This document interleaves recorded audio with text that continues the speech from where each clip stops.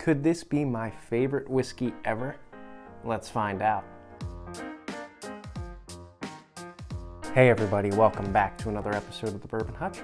Thanks so much for joining me on this journey through the world of whiskey. So I am unbelievably excited today to get to review Michter's Barrel Strength Rye from 2025. This is one of the bottles that I have been the most excited to get my hands on, one that I've been hunting for multiple years, but really in earnest over the last year or so. And that is because last year in 2024, I went down to the Kentucky Bourbon Festival in Bardstown and tasted, as you do there, many different whiskeys from all different distilleries, craft and major distilleries all throughout Kentucky. It's a ball of a time. If you ever get the chance to go, highly recommend it. But anyway, at the whole festival last year, the best thing I tasted, my favorite thing I tasted, was the Michter's Barrel Strength Rye. And so I've been hunting it seriously ever since. That was a 2024 bottle. This is a 2025 release. We'll see how they compare. We'll see how this one maybe lives up to the ideal I now have in my mind. But Michter's Rye just seems to be right in line with what I love and what my palate loves. So I'm really excited. This bottle in particular is 110.2 proof. Age-wise, we don't know. Michter's is pretty non-transparent, unfortunately. But my guess would be 7+ years, maybe more than that. Their 10-year-old ryes are often older than 10 years, so this could be older than, even the rumors have it.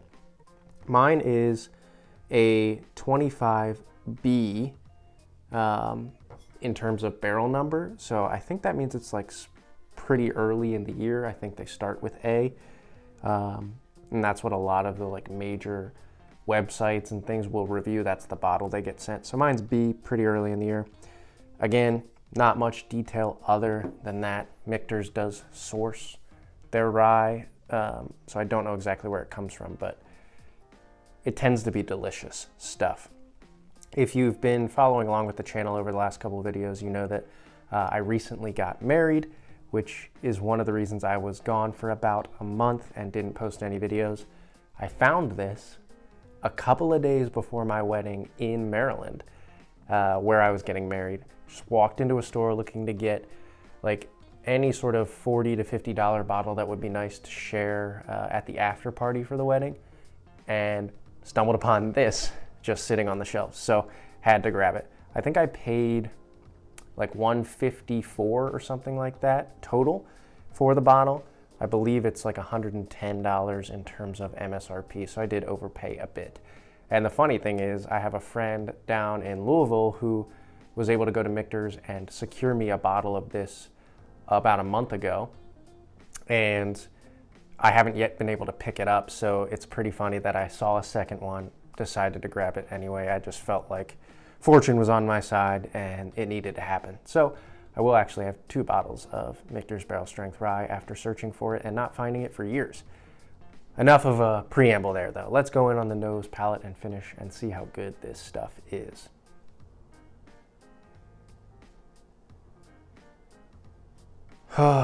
It just smells so good. It's citrusy, lemony, but also vanilla custard and spice. I don't know what kind of spice it is though. It's a little herbal. Yeah. I want to say clove, and so I will say clove, but a little bit lemongrass, herbal, and then those sweet notes like the custard and brown sugar. Touch of cinnamon as well. What I remember from the 2024 release at the festival is that it just tasted like cinnamon buns to me, so we'll see if that comes through or if this one's more of a rye kick. All right, it's going on the palate. Cheers. Nose is very good, by the way. Yeah. Oh yeah, that's good. It just keeps going too. It's okay, so it is that strain of cinnamon bun that's right at the core of it. That's like a sweet, desserty rye.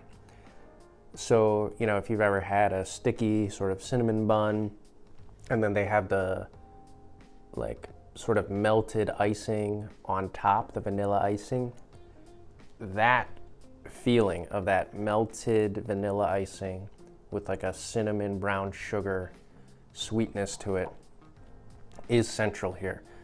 But I will say, this has more rye elements than what I remember from the 2024. This has a little bit of that lemon citrus, a rye spice that just kind of wraps around everything, and again, a touch of an herbal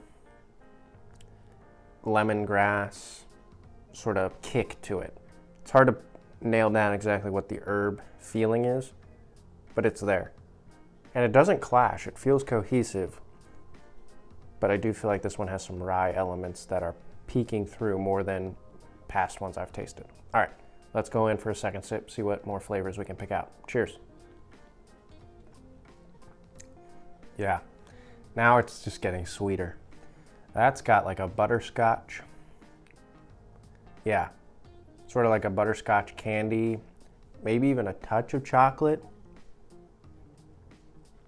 but then that lemon citrus as well. And the vanilla. The vanilla stays true through the whole sip, but that one had more butterscotch layered in, and then the spice is what keeps it lingering. It's very, very good. The second sip was even sweeter than the first. I kind of want to just go right in for this third sip. We'll evaluate the finish. We'll think about the whiskey overall, but I want to see how it continues to develop. Just to revisit the nose real quick.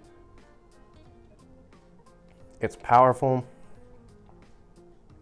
Very, very good. I think it's interesting that the nose doesn't reveal as much of the sweetness that's layered into the palate. The nose screams more rye to me, and then the palate is more of a dessert bourbon rye profile. I mean, I think you can tell it's a rye, but I usually associate bourbons with being more of the desserty experience. I've had some sweet ryes though, and this fits that bill. Typically, from what I understand, these are pretty much barely legal ryes, meaning only 51% rye or somewhere around there, so they do have a good amount of sweetness on them. All right, let's go in for that third sip now. Cheers.